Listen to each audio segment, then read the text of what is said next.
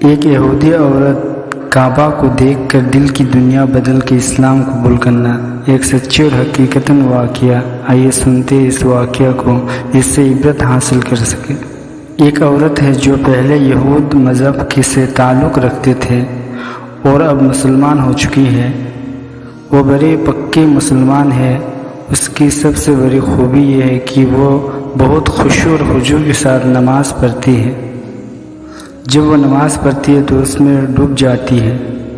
وہ اہتمام سے وضو کرتی ہے، پھر وہ اپنے خاص کپڑے پہنتی ہے جو اس نے نماز کے لیے بنائی ہوئی ہے، پھر ترتیل ارکان سکون کے ساتھ نماز پڑھتی ہے، یہاں تک کہ مسلمان عورت اس کو دیکھ کر شرما جاتی ہے اور صحیح معنی میں دیندار بننے کی کوشش کرتی ہے۔ وہ اپنی زندگی میں علم حاصل کرنے کے لیے ایک اللہ والے سے رابطہ کیا، مسائل پوچھنا چاہتی ہے۔ اللہ والے نے بھی کہا بہت اچھا۔ چنانچہ وہ پردے کے پیچھے بیٹھ کر انگلش میں بات کرنے لگے۔ وہ مسائل پوچھتی رہی۔ اس نے تقریباً 2 گھنٹے اسلام کے بارے میں بہت اچھا سوال کیا۔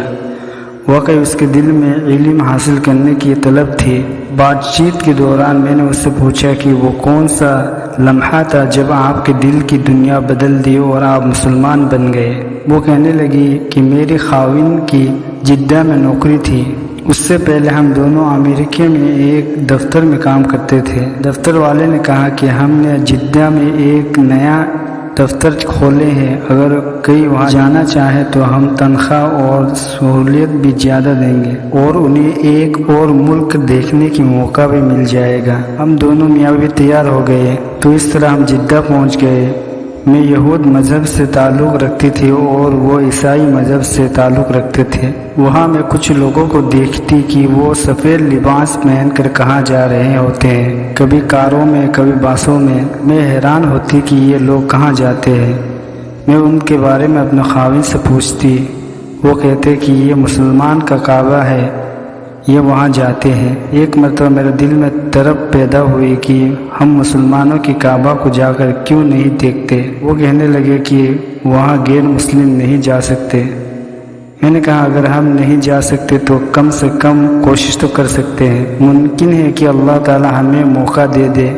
وہ کہنے لگا اگلے دن میں نے مسلمان عورت جیسے ایک صورت لباس پہن لی اور میں ایک رومال لیا اور سر پر باندھ لیا اور میرے خاوند بھی سر پہ ٹوپی کر لی اور ہم بھی اسی راستے پر چل پڑے۔ قدرتی بات یہ ہے کہ وہ ایسے وقت ہے کہ جب ٹریفک پولیس والے کھانا کھا رہے تھے۔ انہوں نے ایک بندہ چیک کرنے کے لیے کھڑا کیے ہوئے تھے۔